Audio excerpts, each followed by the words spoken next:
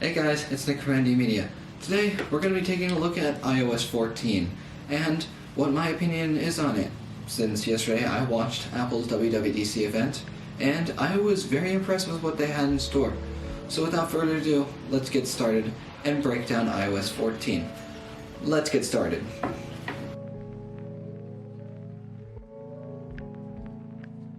Alright, so the first thing I want to cover in iOS 14 is the fact that they completely blew my expectations out of the water here. And several leakers and analysts suggested that iOS 14 would be somewhat feature-packed, but more performance-oriented, since iOS 13 was by far and actually the record holder for the buggiest version of iOS to ever exist, coming in at iOS 13.6. which is the first time an iOS release has ever released and reached .6. And so people were skeptical and saying, like, I don't know if they're going to come out with too many features this year because they're going to have it more performance-oriented, specifically for like older devices, since iOS 13 was so feature-packed last year, it left a lot of bugs and glitches within the system. But in iOS 14, they have seemed to be more feature-packed, since iOS 14 came with a ton of new features, one of them being the app library and a brand new widgets view, but also the ability to add widgets to your home screen, which has been a request from people in the jailbreak community for God knows how long, since you've been able to pin widgets and stuff to your home screen on Android since, I don't know, probably the beginning of Android. You've been able to do that, and people have just been begging Apple, can you please do this for iOS? And they finally delivered upon it. A new thing that has changed in iOS 14 is, hey Siri, how you doing? Hi there, I feel good. Thanks for asking. That's right, a new Siri interface, which is a lot more compact. It doesn't take up the whole display like on my iPhone 10. Hey Siri, how are you doing? Hi there, I'm happy to be here. Thanks for asking. As you can see the differences here. The one on my iPhone 11 Pro is a lot more compact and out of the way, whereas this takes up the entire display, which people have been complaining about for a while. Because if they were to say something like, Siri, I didn't want to trigger her so I didn't say hey, but yeah, they finally fixed that, which people were requesting for a long time, that they fixed the Siri interface, and they even fixed the call interface, which we've been also asking for a long time. And no longer does it take up the whole display when you get a call.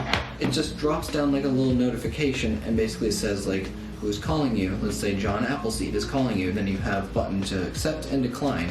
I actually I tested it out. It worked great. I was in the middle of texting and someone called me, and I didn't mean to set you off there. Yeah, I was getting a call and I was texting and I was able to see who it was, and I just was like, I'm not going to decline, but I'm not going to answer it, so I just let it ring, and I was still able to continue texting, which was so convenient compared to before, because I would either have to press to decline or press to answer, and I wouldn't be able to do anything else in the operating system until that call was finished calling. But they finally fixed that, which is awesome. Another thing that has changed actually added new in iOS 14 is a new Translate app that is supposedly supposed to rival that of Google Translate. And I tried it already and it's pretty cool. I have it selected from English to Russian, so let's just give it a try out. Hello, my name is Nick. Welcome to the channel.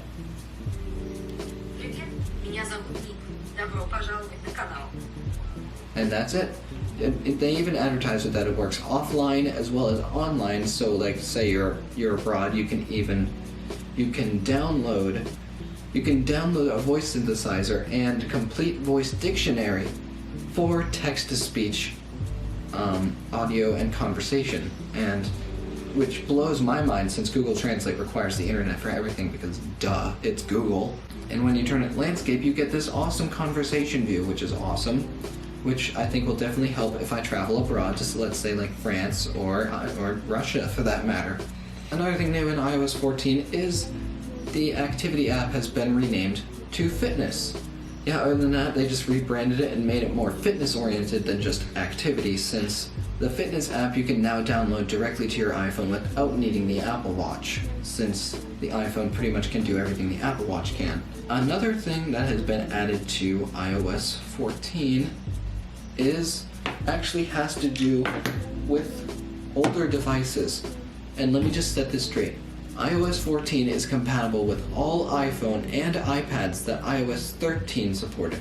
So for iPads, that would be the iPad Mini 4, the iPad Air 2, all the way up to the 2020 iPad Pro. And for the iPhone, we are going all the way back to the first generation iPhone SE and the iPhone 6S. So for those users out there who don't want to get a new phone yet, you're still covered. We're still updating. The devices are supported all the way from the iPhone SE, 6S, all the way to the iPhone 11 Pro and 11 Pro Max.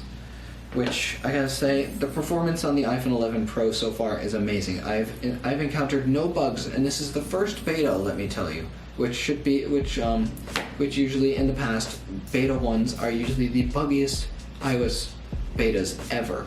And I honestly have not encountered any bugs with this. It's fluid, it's clean, it works well, it's feature packed, and it just works great. And I gotta say, Apple, you did a really good job with iOS 14 this year. You went above and beyond. Oh wait, I forgot. Another thing that came is picture-in-picture. When I was watching the keynote, I was blown away that they actually added picture-in-picture to the iPhone, since people have been asking that since it came to the iPad, and most people's explanations for it won't come to the iPhone is simply because there's no space for it. Where would you put it? How would you deal with it when you're switching between apps? And the matter of fact that Apple pretty much did the same thing they did with the iPad to the iPhone. They brought over a picture-in-picture. It could be resized just by pinching, and it could be brushed over to the side, so you could still listen to stuff but not need to watch it, which is so convenient. And it does not work with the YouTube app. And trust me, I'm going to annoy the hell out of Google until they make sure they add picture-in-picture support and allow picture-in-picture to be used on the iPhone and iPad without having to pay for YouTube Premium. I'm watching you, Google. Anyway, to trigger picture-in-picture, let's just go to my channel. And here we have my orange line video. And pretty much just like you'd expect, you take it full screen, you get it this way. And you see the little picture-in-picture button up there, or I can just swipe up and it goes right into the PIP right away. And you can resize it, move it around, move it to the bottom, move it to the side to get out of your way. And it's so convenient to have picture-in-picture now. And it's really convenient because I'm now able to watch Netflix while I'm on Discord, since I'm on Discord a whole lot. So those are some of the major iOS bug fixes. Those are some of the iOS 14 features and improvements that have come with the WWDC 2020. Stick around for more. I'm going to be doing something on the Mac next, and then I will be doing something on the Watch. So anyway, guys, I really hope you enjoyed this video. Hope you guys really liked it. Hope you guys are excited for the final release of iOS 14 just as much as I am. And don't forget to be awesome, and don't forget to like, comment, subscribe. My Twitter, Instagram, and Discord links are in the description below. And as always, this is ND Media, signing off. I will see you in the next one. Bye-bye!